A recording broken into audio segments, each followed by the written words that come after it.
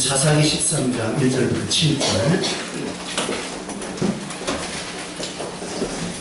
지난주에 보았던 말씀입니다. 13장 1절부터 7절 구약성경 384페이지 말씀을 찾아서 우리 말씀을 교독해보겠습니다. 구약성경 384페이지 사사기 13장 1절부터 7절까지 말씀을 한 절씩 말씀을 교독하고 있습니다.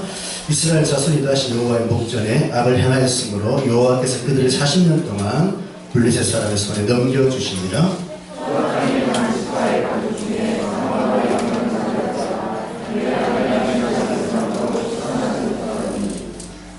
여호와의 사자가 그에게 나타나서 그에게 이르시되 보라, 내가 원래 임신하지 못함으로 출산하지 못하였으나 이제 임신하여 아들을 낳으리니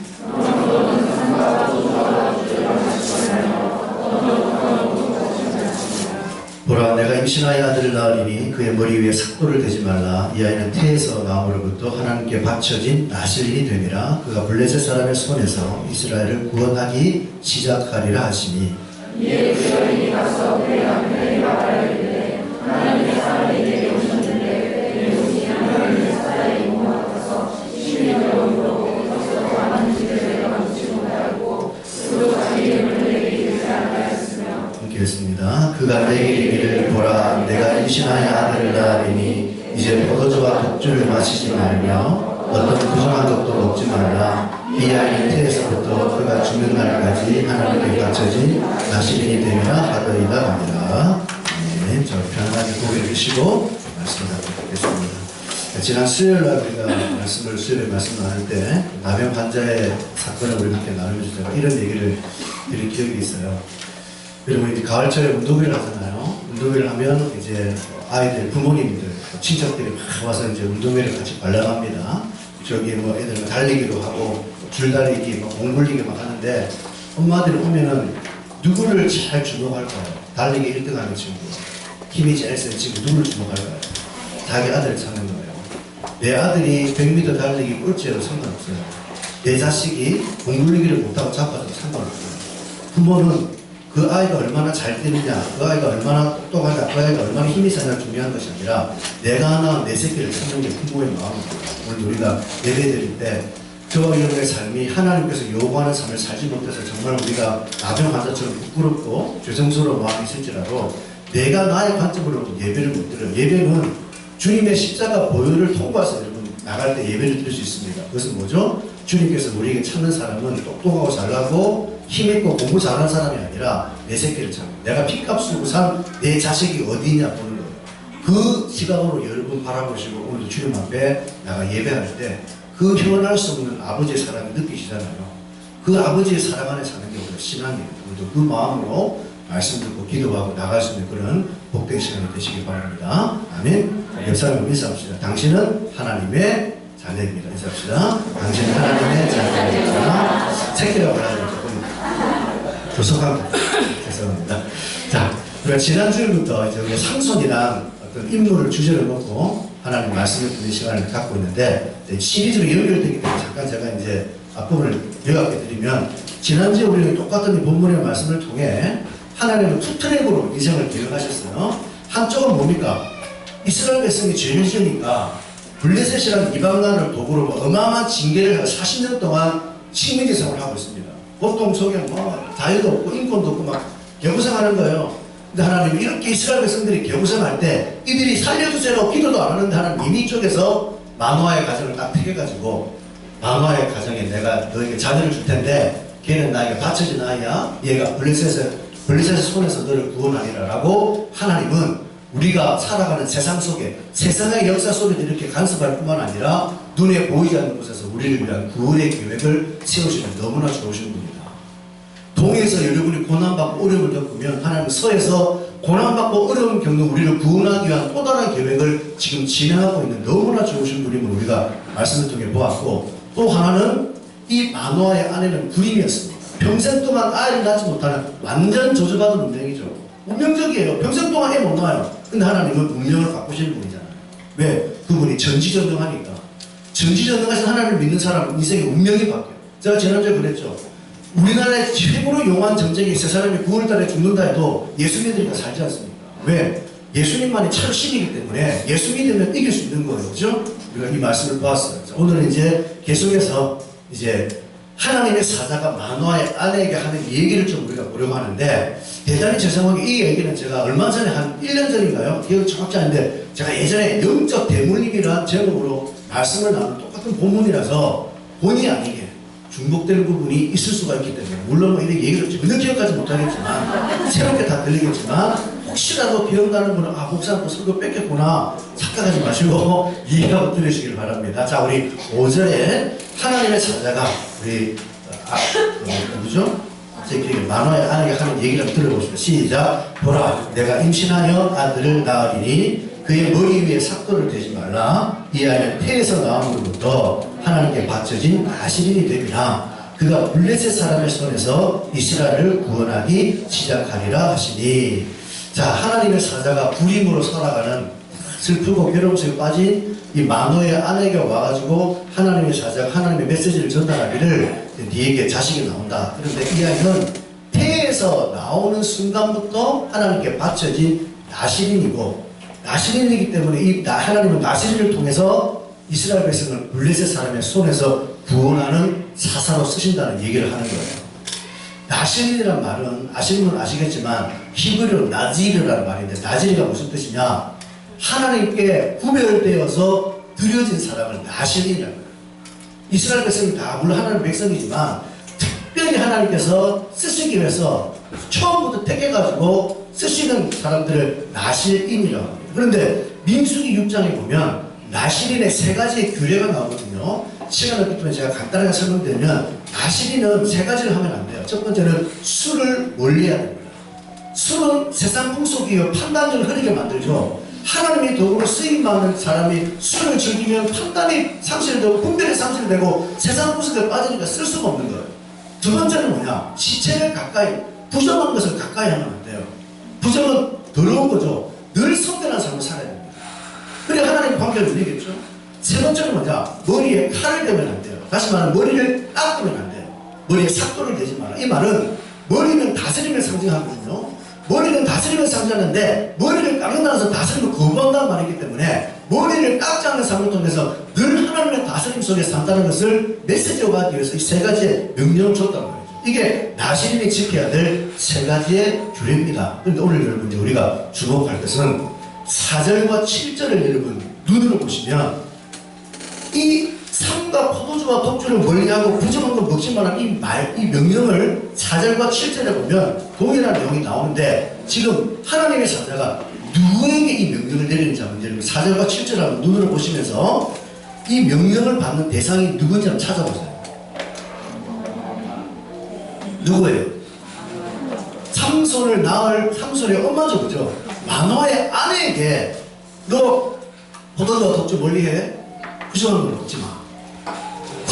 삼손이 나실인인데 삼손에게 이것을 하라고 명령을 주는 게 아니라 하나님은 먼저 삼손을 잉태하여 낳을 어미에게 너 지금부터 이제 술과 독주를 멀리해야 돼. 그리고 어떤 부정한 것도 먹고 만지면 안 된다고 하나님이 이 삼손의 어머니에게 명령을 내리자는 거예요. 좀 이상하지 않습니까? 하나님이 마노아의 아내에게, 마노아의 아내야, 내가 너를 나실인으로 부르겠다. 마노아의 아내가 나실인이 아니죠. 그 마노아의 아내가 낳을 그 아이가 하나님께 드려질 나실인이거든요. 그래도 우리가 생각할 때는, 야, 네가 자식 새끼를 낳으면 어릴 때부터 술 가까이 못하게 해? 머리 깎지 마? 어떻게 이렇게 얘기해야 되는데, 마노아의 아내에게, 삼손에게 그 명령을 주는 것이 아니라 마노아의 아내에게 이미 애를 갖기 전부터 이제부터 너는 술을 가까이 하면 돼. 머리를 밀면 안 돼. 머리란 얘기 없지만 어떤 부정한 것도 네가 가까이 하면 안 된다라고 말씀을 하고 있습니다. 그 이유가 도대체 무엇일까? 그 이유는 삼손이 나실인이 되어서 살아가기 위해서는 먼저 삼손의 부모가 나실인의 삶을 살아야 되기 때문에. 왜 그것을 요구하냐면 하나님은 부모의 영향력을 너무나 잘 알고 계시기 때문에, 부모와 자식에게 미치는 영향력을 하나님은 태초부터 너무나 잘 알고 있기 때문에 삼손이 아버지랑 구별된 사람을 만들기 위해서는 삼손의 부모부터 뜯어보셔야 된다. 네가 똑바로 살아야지. 네 자식이 내게 쓰임받는 나실이 되지. 너 술 먹고 세상 풍속 즐기고 부정한 거 가해면 너 안 된다라고 말씀하시고 먼저 마노아의 아내에게 이 명령을 주시더라고요. 오늘날에도 우리가 너무 잘 알잖아요. 아버지의 영향력. 아버지 학교 가면 그런 거 배우잖아요. 아버지의 영향력, 어머니의 영향력, 과학적으로, 교훈적으로, 우리가 의학적으로도 유전적인 영향, 선천적인 영향 혹은 후천적인 영향으로 부모가 자식에게 미치는 영향력을 상상을 초월할 정도로 우리에게 영향을 많이 주죠. 그래서 요즘 엄마들이 옛날에 우리 어릴 때는 잘 몰랐지만 과학이 발달하고 학문이 발달하고 의학이 발달하고 이렇게 발달하니까 이제 매스컴을 통해서 태교가 얼마나 중요하냐. 태교의 중요한 아이를 오늘도 보세요. 낳기 전부터 술을 멀려라 그러지 않습니까? 아이를 갖는 순간부터 엄마들은 태교를 한단 말이에요. 왜? 아이가 뱃속에 생겨나서부터 아이의 영향을 미치기 때문에 너무나 태교를 중요히 여기죠.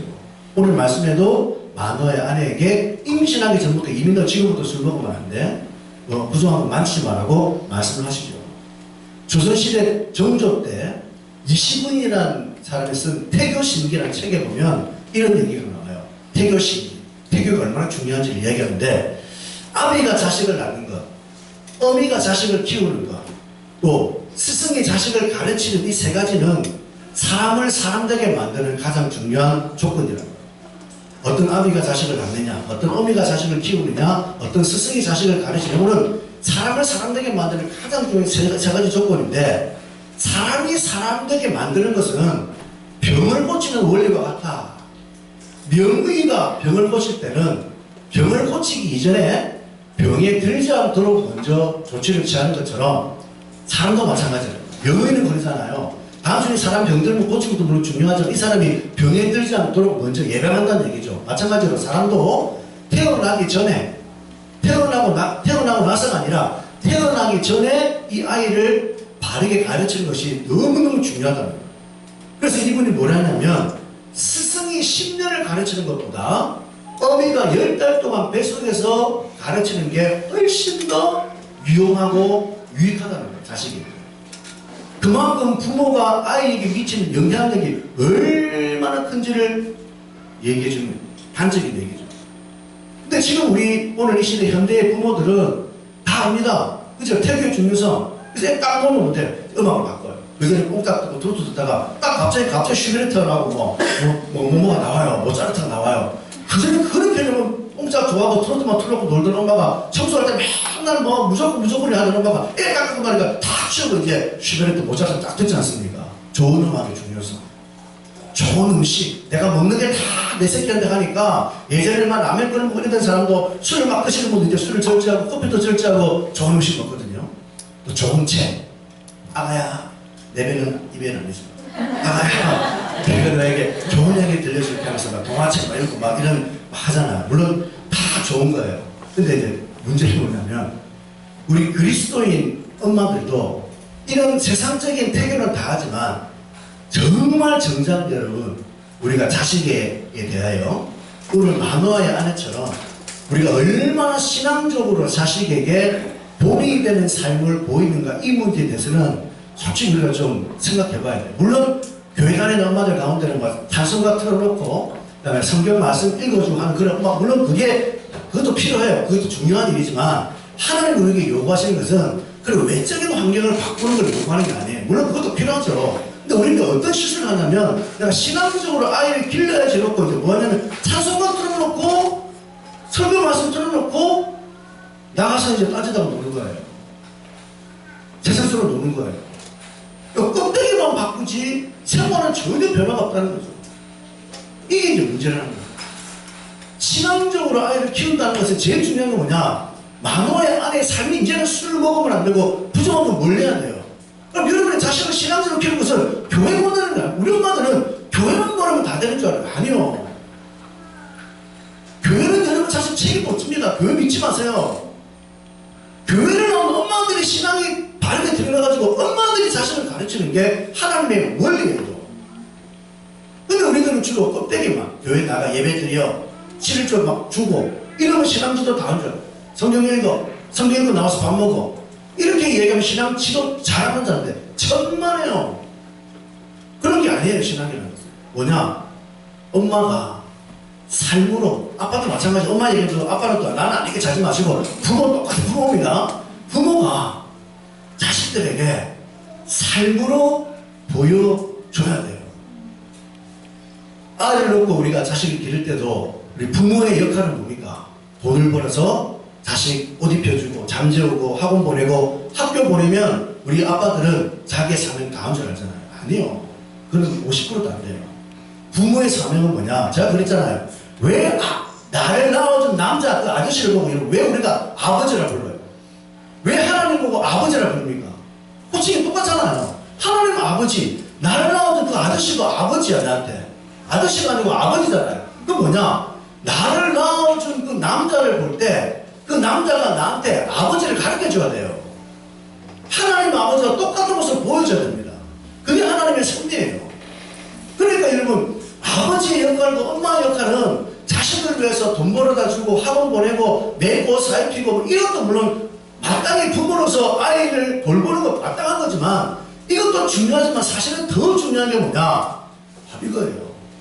자식에게 부모의 삶을 통해서, 부모의 언행 심사를 통해서 내 자녀에게 하나님이 얼마나 위대하신 분이고, 하나님이 얼마나 엄미하신 분이고, 하나님이 얼마나 우리를 사랑하시는 분이고, 얼마나 함께하는지를 우리 부모가 자식에게 여러분의 삶을 통해 보여줘야 되는데, 저는 지금까지 교회 다니면서 별로 본 기억이 없어요. 솔직히는 별로, 뭐 전혀 없지는 않지만 별로 그렇게 보여주는 사람을 제가 예전에 전도사들을 보면 별로 그렇게 흔하지 않아요.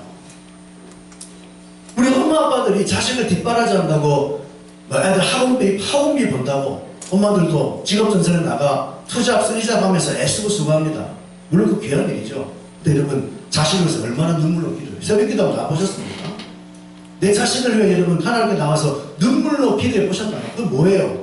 신앙은 관심이 없다는 거예요. 솔직하게 하나님이 내 자식을 키운다, 하나님의 손에 내 자식이 달려있다는 것을 안 믿기 때문에 부모는 자식을 위해 기도 안 해요. 물론 집에서 얼마나 기도하는지 모르겠지만 정말 여러분 자식을 위해 눈물로 기도하고 계십니까? 집에서라도? 형식적으로 그냥 우리가 기도하는 가운데 한 5분 기도할 때 뒤에 하나님 내 자식을 도와 이렇게는 하겠지만 정말 내 자식을 부여잡고 내 자식의 영혼 구원과 내 자식의 신앙생활을 지금 기도해 보셨나요? 여러분 스스로 한번 잠은 자들해 보세요. 옷 사주고 학교 보내고 하는 그런 부분에 열심히 우리가 정말 기를 쓰고 애를 쓰고 노력하지만 과연 내 자녀의 영혼 구원, 과연 내 자녀가 하나님을 정말 붙잡고 있는가? 이걸 가지고 얼마나 우리 하나님 앞에 눈물로 몸부림치고 기도하고 있는가? 옛날에 우리 부모는 안 그랬거든요. 저는 모르지만 옛날에 우리 나이 드신 분들을 보면 정말 여러분 자식을 위해서 얼마나 기도, 물론 그게 다 얼마나 기도는 아니겠지만요. 자식을 위해서 얼마나 많은 부모들이 교회 나와 금식하고 눈물로 기도합니까? 오늘날 여러분 교회 보세요. 예전에 우리 교회 보면 막 수능 앞두고 막 엄마들 나와서 막 지금은 그것도 안 해요. 그게 올바른 기도는 아닙니다. 물론 그게 제가 잘한다는 건 아니라 믿음이 없어도 엄마들 마음속에 자식을 하나님의 힘을 들여서 좀 도와주면 좀 이런 마음, 옛날엔 그런 게 컸는데 지금은 그런 잘못된 마음조차도 없다는 얘기예요. 지금 이 시대는. 얼마나 신앙이 고급하기 때문에 기도 안 하는지 모르지만 이런 마음조차도 볼 수 없는 게 오늘 우리 시대의 삶이 아닙니다. 오늘 하나님이 삼손의 부모에게 요구하는 삶은 우리가 육신적으로 옷, 대학, 학원 물론 필요한 일이지만 더 중요한 게 뭐냐? 자식을 신앙으로 키워야 합니다. 부모가 먼저 자식에게 신앙의 사람으로 살아가는 모습을 보여주면 그 자식이 어릴 때부터 우리 부모의 행동을 보죠. 언행을 봅니다. 그러면 하나님을 경외할 수밖에 이런 거예요. 부모가 너무 아파요. 몸살은 열이 30도부터 40도입니다. 근데 애가 이제 걱정하겠죠. 6살, 7살, 엄마 열나, 아빠, 이렇게 합니다. 엄마가 그걸 물리치고 교회를 가는 거예요. 엄마 아픈데 왜 교회 가? 얘야, 하나님은 아파도 경배해야 된단다. 하나님은 아파도 우리가 예배해야 된다. 이렇게 나가면 그 아이가 하나님을 어떻게 만만하게 보겠습니까? 우리 엄마는 죽을 정도로 아파도 하나님께 나가 예배하는구나. 그러면 아이들이 보는 시간이 달라지는 거예요. 하나님이 눈에 보이지 않아도 우리 엄마의 삶 속에 뭔가 있구나. 그걸 한두 번 그런 식의 삶을 살면 자식이 하나님을 경외할 수 있는 거예요. 근데 많은 부모들이 안타깝게도 정말 술에 술 탄 듯 물에 물 탄 듯 한쪽 발은 교회, 예배 드릴 때는 거룩하게 하나님 아버지 기도하고 뭐 주의 나라 어렵고, 한쪽 발은 또 세상에 발들여놓고 세상 사람과 똑같이 세상 사람보다 더하게 이중적인 모습으로 살아가는 모습들을 아이들 어릴 때부터 지켜보면 애들 다 봐요. 우리 아이는 부모의 등을 보고 산다 그러잖아요. 엄마 아빠의 하는 말, 행동 그대로 다 보여요. 제가 예전에 이 말씀 설교할 때 대물림이라는 게 세 가지가 있거든요. 육성의 대물림이 있고, 심성의 대물림이 있고, 영성의 대물림이 있어요. 육성의 대물림은 뭐냐? 육체적으로, 신체적으로 이제 닮습니다. 우리 정지석 집사님이 박종호 목사 영적이 닮잖아요. 저 멀리서 보면요, 우리 본 사람이 이제 지신자인지 몰라요. 왜? 폼이 똑같아요, 이렇게. 육성의 대물림. 너무 닮은 거예요. 심성의 대물림은 자식이 아빠의 성격. 저처럼 막, 우리 딸 예원이가 성격이 급해. 저가 똑같아. 그런 심성의 대물림. 그 다음에 영성의, 신앙의 대물림이 그대로 이어지거든요. 어릴 때부터 애들이 보고 느낀 그대로 이런 걸 가지고 살아가는 게 우리 현실이에요. 오늘날 여러분 참 안타까운 것은 우리 교회마다 교회 안에 중직자의 가정 보세요. 다는 아니겠지만 다수의 중직자의 가정, 목사님 가정, 장로님 가정, 권사님 가정 자식들을 보면 신앙이 좋은 자녀들을 찾아보기가 사실은 쉽지가 않아요. 왜 그럴까요? 교회 중직 목사님의 자녀인데 왜 그런 줄 아세요? 목사님의 삶이 이중적인 거예요. 강단에서 이렇게 하나님을 사랑하고 염려하지 말라, 두려워하지 말라 이렇게 강단 정해놓고 목사님이 가운 벗고 밑에 내려가 살아가는 삶을 보면 아버지가 쇼에다 쇼. 목사가 쇼를 하고 살아요. 얼마나 인간적인지. 집에 밥 먹으면서 교인들 욕하고 얼마나 인간적인. 어릴 때부터 그 목사님의 자녀들이 목사님의 자녀는 목사님을 제일 잘 알거든요. 왜? 같이 사니까. 여러분은 강단에서는 제 모습만 보지만 여러분 어때? 제 괜찮아 보이지 않습니까? 아닙니까? 여기서도 아니에요? 어쨌든 강단에서 모습 보니까 아 목사님 뭐 설거 뭐 하고 이렇게 하니까 뭐 괜찮은 것 같지만요. 제가 내려와서 사는 모습을 우리 자녀들이 보잖아요. 그 자녀들이 어릴 때는 모릅니다. 근데 이제 애가 좀 커서 초등학교, 중학교 이 사춘기 딱 그럴 때 딱 보이거든요. 아 우리 아빠는 종교적이구나. 직업적으로 목사하는 걸 딱 알아요. 그러니까 목사를 다 넣어나는 거예요. 여러분 그런 자녀들 많죠. 목사 자녀가 막 술 먹고 막 왜 그런지 아세요? 다 아버지 때문이에요. 100%입니다. 권사님의 가정, 장로님 가정도 마찬가지예요. 교회에서 기도할 때는 정말 거룩하게 기도하는데 생활 속에 살아갈 때는 뭐 염려, 의심, 걱정, 두려움 다 가지고서 완전 인본주의를 살거든요. 그러니까 자녀들이 그걸 보고 얼마나 상처를 받아요. 자녀들이 내리는 결론 하나님은 없다. 예, 그렇지. 그러니까 자녀가 다 병드는 거예요. 카일 마르크스 공산주의가 왜 생겼습니까? 그 아버지 때문에 생겼잖아요. 아버지가 유대인이에요. 유대인을 참 믿는 아버지가 독일 어느 마을 이사를 갔는데 그 마을은 루터교 신앙을 가진 마을 전체가 루터교 신자예요. 갑자기 어느 날 아버지가 야 이제 오늘부터 우리 루터교 교회 간다는 거예요. 마르크스가 충격을 아빠 왜요? 우리 유대인이 유대인 대당 가야죠. 야 이놈의 자식아 먹고 살려면 이 동네에서 루터교 가야 돼요. 이 아이가 어마어마한 충격을 받는 거예요. 야 우리 아버지 완전히 가짜구나. 완전히 멘탈이구나. 그래서 마르크스가 뭐라고 해요? 종교는 마약 아편이야. 종교는 아편이야. 그 아버지의 행동이 공산 실현 없다. 유물론 공산주의를 만들었어요. 아버지가 자식에게 그 말 한마디. 그래서 해결 철학을 배우려가지고 결국 공산주의를 마르크스가 만들지 않습니까? 이게 아버지의 영향력이에요. 부모가 주일 성수를 하는데 바쁘면 교회 안 가. 안 바쁘면 교회. 물론 이것은 지금 처음 믿음을 얘기하는 게 아닙니다. 오래 믿음을. 바쁘면 교회 안 가. 안 바쁘면 가. 11조 생활에서 우리가 믿음을 가지면 우리 하나님께 신앙 고백하는 것인데 뭐 돈 있으면 하고 없으면 안 해. 아이들 어릴 때부터 그대로 보는 거예요. 애들도 안 해요. 부모가 예배 드릴 때 예배에 집중하고 딴짓합니다. 다시 또 그것을 그대로 배워서 크게 해요. 제가 언제는 그랬잖아요. 부모님이 집에 딱 있는데 갑자기 전화가 왔다. 엄마가 TV 드라마 보고 있는데 오늘 이제 드디어 뭐 요즘 유명한 드라마가 뭐였지? 뭐였죠? 뭐 아침 드라마 많이 보고 있는데 딱 전화가 왔어요. 이게 엄마 전화 왔어. 니가 받았어. 목사님 엄마참 바꿔줘. 엄마 목사님 야 아프다 목사님 엄마 아픈데요.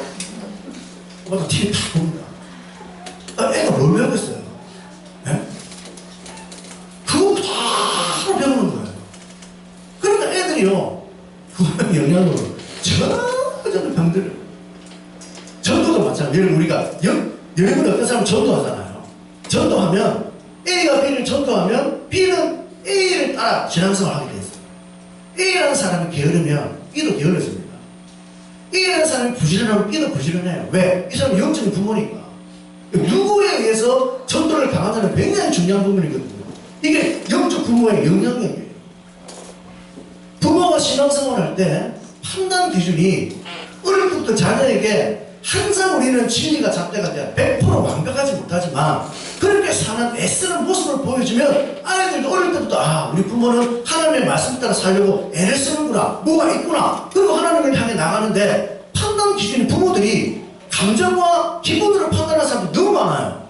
예를 들면 부모가 신앙생활을 하는데 모든 것을 판단 기준이 감정 기분이야. 기분이 업됐어요. 그러면 자식이 뭐라 너 빨리 교회 중요하게 빨리 가 밥 먹을 때 하나님 절대자야. 하나님 믿어야 돼. 하나님밖에 없어. 기분 좋을 때 업될 때 공부하면 이제 빨리 교회가 그럽니다. 기분이 다운돼요. 기분 다운되면 하나님이 어디 있어? 교회가 밥 먹여주나? 중학교에서 몇 시간 만데 교회까지만 공부해? 이게 우리 부모예요. 어릴 때부터 그런 환경 속에 자라온 자식이 뭘 배웠습니까? 그대로 배우는 거야. 아, 하나님의 삶의 기준이 안 돼요. 몰라요 그게 뭔지. 늘 언제나 내 감정과 기분들 하나님이 계셨다가 안 계셨다 그런 거. 여러분 부모가 돌아보세요. 그게 부모의 영향력이에요. 우리가 부모님 때문에 이런 모습을 가지고 사고내지 몰라요. 여러분 부모님들 여러분들 때문에 자식이 그렇게 되는지도 모른다고요. 그런 거는 정말 여러분들은 오늘 이 말씀을 통해 아 부모가 얼마나 중요한가. 제가 전에 그랬죠. 알코올 중독 가정에서는 100% 알코올 중독 자녀가 나옵니다. 가정폭력 가정에서는 100% 가정폭력 자녀가 나와요. 우리 그러잖아요. 아버지가 어릴 때 알코올 중독에 걸려가지고 막 상때였고 막 이런 가정 보면 자식들이 벌벌벌 떨면서 막 무서워하면서 이런 사람 나는 절대 크면 아빠처럼 저런 사람 안 돼야지. 나는 절대 저렇게 안 살 거야 막 그러잖아요. 폭력 가정 엄마 아빠 싸웠다 그러면 막 아버지가 막 깨고 막 뒤집고 없습니다. 그게 막 필뻔해요. 그럼 아이들이 막 방에 숨어가지고 막 울면서 나는 절대 우리 아빠처럼 저런 인간 아닐 거야. 아빠 나 용서 안 할 거야. 막 이럽니다. 근데 나중에 보세요. 이 아이가 컸을 때 어른 됐을 때 똑같아요. 알코올 중독이에요. 가정폭력 형성합니다. 왜? 보고 배운 게 내 속에 잠재져 있다가 어느 순간 빵 하고 나오는 거예요. 빵 하고. 여러분 이걸 끊어야 돼요. 만약에 우리 부모 때 그런 사람이 있으면 여러분 때는 이걸 끊으셔야 돼요. 영적 대물림, 식성의 대물림, 육성의 대물림 끊으셔야 돼요. 무엇으로 끊느냐? 복음으로 끊으면 돼요. 부모 탓하지 마세요. 지금까지 내가 그런 영향으로 살아왔지만 이제는 여러분들이 우리 부모 탓하고 원망한 이 얘기를 다 하라는 게 아니라 내 대에는 이제 이걸 끊어야 되겠구나. 반드시 내 대에서는 이 부모의 영향을 끊어야 되겠다. 그런 마음을 가지고 여러분이 신앙생활을 바르게 하고 복음의 능력을 가지고 살면 우리 안에 이런 부모의 영향력이 끊어집니다. 그럼 여러분 이제 신앙의 영향력을 내 대에서도 내가 표현하고 내가 자식을 낳으면 내 자식에게는 선한 영향력을 줄 수 있는 아름다운 가문이 이제 이어지는 거예요. 이런 가정이 생겨날 때 우리 가정에 살고 가문에 살고 나라가 바뀌는 거예요. 자식 가정교육이 얼마나 중요하냐면 내 한 가정 한 건 이런 식으로 우리가 변화를 이루면 나라가 뒤집어지는 거예요. 그래서 가정이 중요한 거죠. 제가 예전에 이 설교할 때 이 얘기한 기억이 있습니다. 한 여학생이 하나 있는데 어릴 때 6살 때인가 부모가 이혼했어요. 엄마 아빠가 이혼하고 엄마 아빠가 아이를 키울 형편이 안 돼가지고 다 뭐 이렇게 외지로 일하러 가는 바람에 어쩔 수 없이 6살짜리 아이가 큰아버지 집에서 이제 더부 살게 된 거예요. 와, 한번 생각해보세요. 6살짜리 엄마 손길이 얼마나 필요하고 6살 때는 얼마나 지금 애가 천방지축으로 뛰어놀 됩니까? 미국 7살이잖아요. 근데 이 아이가 이제 큰아버지 집에서 살아가야 돼. 무려 중학교 1학년 때까지 큰아버지 집에 살아갑니다. 아무리 큰아버지가 잘한다 해줘도 얼마나 잘해주겠어요. 6, 7년 동안 이 아이가 큰아버지 집 형제들과 함께 살면서 얼마나 눈치밥을 먹고 얼마나 상처를 받겠습니까? 말할 수 없는 거예요, 그 아이가 받는 상처는. 그러다가 이제 중학교 1학년이 돼가지고 아버지가 와서 아버지 집으로 이제 들어갔어요. 아버지 집에 들어갔는데 2년 동안 아버지와 함께 사는데 2년 동안 아버지와 함께 살면서 아버지와 함께 사는 여자, 소위 새엄마라는 사람이 2번이나 2년 동안 2번 바뀌면 1년에 몇 번이에요? 1년에 한 번씩 갈아치워요. 차도 아니고. 차도 오래 타잖아요. 이 마누라를 1년에 한 번씩 갈아치웁니다, 아버지가. 근데 이제 세 번째, 매일 자기를 낳아준 엄마, 두 번째, 세 번째 새엄마와는 날이는 날마다 싸웁니다. 두 번째까지는 그래도 뭐 큰 다툼 지나왔는데 세 번째 엄마는 날이는 날마다 싸웁니다. 완전 전쟁터야. 그러니까 아버지는 딸과 새엄마, 자기 세부인 사회에 끼어가지고 샌드위치가 돼가지고 뭐 김태양단이에요.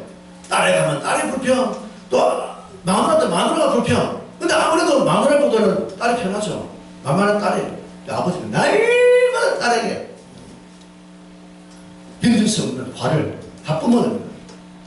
이 아이는 완전 화풀이에 삽니다. 새엄마한테 스트레스 받으면 아빠한테 이 아이한테 막 다 쏟아붓습니다. 결국 이 아이가 못 견디고 집을 뛰쳐나가 가출해요. 자, 여러분, 우리 이런 아이들, 중학교 1학년, 2학년, 3학년 아이들이 가방 쓰고 집 나오면 교회로 옵니까? 술집이나 이런 데 갑니까? 어디로 가요? 좋은 데 가요? 나쁜 데 가요? 나쁜 데 가겠죠. 이제 돈 벌어야 되니까 뭐 알바 할 거고, 이제 아버지 없이 마음대로 사니까 이제 제 코스가 뭐냐? 첫 번째 술이에요. 교회로니까 술 먹고 친구들은 또 그런 많잖아요. 그럼 두 번째 담배입니다. 그럼 세 번째는 남자랑 자는 거예요. 이거 정해진 풀코스 아닙니까? 술, 담배, 여자, 남자, 이성. 이 아이가 이제 뭐 남자들과 동침하고 뭐 애 임신하고 난리 나는 거예요. 그런 사람 몇 년 삽니다. 그러다가 이제 또 할 수 없이 엄마랑 연락이 들어서 엄마를 찾아서 엄마한테 갔어요. 엄마가 정말 가게를 하는데 사기가 너무 어려워요. 그래서 이 아이가 그래도 엄마 좀 돈 든다고, 좀 나이가 좀 들었으니까 엄마 돈 든다고, 자, 뭐 알바 자리 보는데 알바 자리가 만만한 게 없어. 결국 이 아이가 배운 게 그거밖에 없으니까 달랑주점 간 거예요. 달랑주점 가가지고 이제 일을 하는데 날마다 남자들과 놀고 뭐 음란한 짓 하고 뭐 술 먹고 잠자고 이런 생활을 하기 시작합니다. 3, 4년을. 근데 어느 날 이 아이가 이제 뭐 날마다 결혼하니까 날마다 술이죠. 날마다 술에 쩔어 살아요. 하루는 이제 혼자서 이렇게 가만히 앉아서 자기가 달랑주점에 앉아가지고 아무도 없는데 자기 인생이 왜 이렇게 망가졌을까 하고 다 생각해보니까 이 아이가 왜 집을 나와서 왜 이런 삶을 사느냐? 뭐 때문에요? 누구 때문에? 누구 때문에 이런 삶을 살아요? 네? 누구 때문에 얘가 이런 삶을 살아요? 누구 때문에? 몰라요? 부모님, 아빠 때문이죠. 특히 아빠 때문에. 근데 아빠가 뭘 어떻게 했길래 내가 지금 이렇게 나와서 할까? 가만히 생각해보니까 아빠의 음란함, 바람기, 아빠의 술, 폭력, 다툼 이런 이유 때문에 나왔단 말이에요. 그죠? 근데 문제는 지금 자기를 보니까 똑같은 거예요. 이 아이가 아빠에게 화풀이를 당하고 아빠가 엄마랑 싸워서 설병을 깨고 싸울 때는 다시는 내 저런 남자와 같이 안 살 거야. 저런 남자 절대 안 만날 거야. 나는 절대 아빠가 이렇게 한 아이가 5년 지난 다음에 지금 자기 모습과 차라리 모습과 똑같은 거예요. 아빠의 바람기, 아빠의 음란함, 아빠의 술주정, 아빠의 다툼 똑같이 자기가 살아가는 거예요. 너무너무 충격받는 거예요, 친구가. 그러니까 그때부터 애가 막 자기 인생이라는 두려움이 밀리기 시작합니다. 어떻게 하지 이 문제를. 그렇게 싫어, 그렇게 일을 갈던 그 아빠가 바로 자기예요. 그래서 얘가 그때부터 자기의 삶에 대한 불안과 두려움 때문에 어쩔 줄 모르고 지금 해놓고 사는데 마침 그때 엄마 가게가 망합니다. 조금만 가게 쫄딱 망해버렸어요. 엄마도 살 길이 없어요. 근데 너무 놀랍게도 그 엄마 옆에 주위에 교회 가는 분이 계셨는데 그 교회 가는 분이 엄마한테 전도했어요. 애기 엄마, 지금 이렇게 하나님 붙잡아야 돼. 하나님 기도해야 돼. 그래서 엄마가 이제 지푸라기도 담은 심정으로 교회를 가기 시작했을 때 이 딸도 자기의 삶이 너무 불안하고 두려우니까 엄마를 따라 교회를 나갔습니다. 근데 교회를 나간 동기가 예수님 이것 때문에 나온 게 아니라 그냥 자기의 삶이 너무 비참하고 너무 애통하고 너무 불쌍하고 너무 비참한 거예요. 왜 내가 아빠랑 똑같은 삶을 살까? 그게 너무 두려워가지고 그런 문제를 해소하려고 교회를 나갔습니다. 그리고 예배 드리면서 좀 이제 뭐 위로도 받고 했겠죠. 그러다가 얘가 등록하고 교회를 다니면서 청년 모임 들어가지고 성경 공부를 하는데 드디어 예수님을 인격적으로 만난 거예요. 아, 나를 위해서 모든 사람들이 나를 버리고 나를 내치고 나에게 상처를 주고 나를 버렸지만 이 세상에 유일하게 나를 사랑하는 분은 하나님이구나. 그 하나님이 나를 이처럼 사랑하셔서 나를 살리고 십자가를 달려 죽으셨구나. 십자가를 달려 죽으신 예수님을 이 자매가 인격적으로 예수님을 구세주로 믿게 되고 그때부터 신앙생활을 하는 가운데 이 자매에게 하나님이 보여준 거예요. 왜 네가 이런 과정을 통해 이런 가정에 태어났고 이런 상처를 받고 여기까지 살다가 네가 교회로 왔는지 하나님이 자기의 인생에 대한 스케줄을 쫙 보여주는데 왜 하나님이 나를 지금 부르셔서 이렇게 세우셨는가 딱 본 거예요. 뭐냐? 하나님은 이 자매를 상처 입은 치유자, 아이의 상처를 통해 네가 치유를 받고 나면 네가 받은 상처가 무기가 돼가지고 너는 다른 사람을 치유할 수 있는 무기로 나는 쓰기를 원한다. 그래서 이 아이가, 이 자매가, 청년이 드디어 하나님의 사역자로 훈련되어져서 자기와 똑같이 지금 이 시대에 부모가 헤어지고 깨어진 교선 가정 아이들이 세상에 나 방황하고 술집에 빠지고 마약에 빠지고 이런 아이들이 살아가는 공동체 안에서 이 아이들을 바른 길로 인도하는 하나님의 상처 입은 치유자가 되어 청소년 사역자로 살아가는 겁니다. 이게 우리 여러분들이 해야 돼요. 만약에 우리 청년들 부모가 그런 악한 영향력을 미쳐서 여러분에게 상처를 주고 아픔을 줬다면 여러분은 거기에 눌려서 불평 원망할 것이 아니라 여러분 때는 이 자매처럼 끊어버려야 돼요. 어떻게 끊어요? 예수님을 바르게 믿고 살면 주님의 여러분의 인생들을 인도해 주시고 여러분에는 모든 상처를 치유해주기 때문에 여러분이 이제 상처 입은 치유자로 내 후대에는 이런 악한 영적인 대물림을 더 이상 물려주지 않는 새로운 가정, 새로운 가문을 생성할 수 있다는 거죠. 오늘 저와 여러분은 주신 말씀을 통해 우리 부모님들은 부모의 영향력을 다시 한번 잘 아셔서 혹시라도 우리 가정에 나로 말미암아 잘못되어 있는 대물림이 흘러가지 않도록 우리 대해서 부모들도 우리 대해서 끊으셔야 돼요. 지금 여러분 대해서 끊지 못하면 그 대물림이 또 흘러갑니다. 여러분 성경에 보세요. 아브라함의 가정, 야곱의 가정, 이삭의 가정. 아브라함이 편애하잖아요. 이삭만 사랑하고 이스마엘 떼쫓잖아요. 그 편애가 어디로 흘러가요? 이삭이 그대로 들어가요. 이삭이 야곱과 에서 가운데 에서만 사랑하지 않습니까? 야곱은 어떻게 해요? 12아들 가운데 요셉과 베냐민을 사랑하잖아요. 편애를 하면 그 편애를 끊지 못하면 편애의 대본에도 계속 올라가는 거예요. 얼마나 얼마나 여러분 불쌍해요 가정이. 부모의 온전치 못한 사람 때문에 내가 상처받고 그 상처를 또 물려줘 되면 그걸 계속 원하십니까? 그게 아니면 여러분들이 끊으셔야 돼요. 야, 이 가정의 부모가 이렇게 중요한, 여러분 이 얘기는 여러분 정말 중요한 원리입니다. 여러분의 인생과 가정을 자식을 살리는 중요한 원리예요. 내가 잘못하면 이런 엄청난 악의감을 자식이 미칠 수 있구나. 우리 부모들이 것을 잘 아시고 다시 한번 자식을 위해, 나도 물론 위하지만 자식을 위해 가장 중요한 신앙의 대물림을 하기 위해서 다시 우리 부모들은 눈물로 자식을 위해 기도할 뿐만 아니라 이제부터라도 자식에게 본이 되는 신앙의 삶을 보여줍니다. 이전은 꽤 중요한, 우리 엄마가, 우리 아버지가 아무리 이전에 잘못된 삶을 살았더라도 오늘부터도 여러분들이 변화된 모습을 살면 자식이 이제 인식이 막, 우리 아빠가 정말 바르게 변했구나. 하나님이 계시구나. 우리 아빠가 변하구나. 우리 엄마가 틀려졌구나. 따라가겠죠. 그런 삶을 사시고 우리 자녀들은 혹 부모가 우리에게 보여주는 악한 대물림이 우리의 삶 속에 있을지라도 이제는 여러분 과거를 탓하고 부모 탓하고 내 인생을 원망하고 내 인생을 불평하지 마세요. 왜? 우리는 하나님 계십니까? 하나님이 나와 함께 하십니까? 그 하나님을 전적으로 의지하고 하나님을 바라보고 주님 앞에 나와 여러분의 삶에 찾아오는 이 모든 악한 대물림을 신앙의 힘으로 복음의 능력으로 끊어버리고 여러분 우리 세대는 내 후손들에게는 올바른 신앙의 대물을 해주는 삶의 회복, 여러분의 가문의 회복을 이루시기를 주의 이름으로 축원합니다. 이 시간 주신 말씀 가지고 한번 함께 기도하기를 간절히 원하는 것은 하나님 오늘도 우리의 삶을 다시 한번 돌아보게 하시고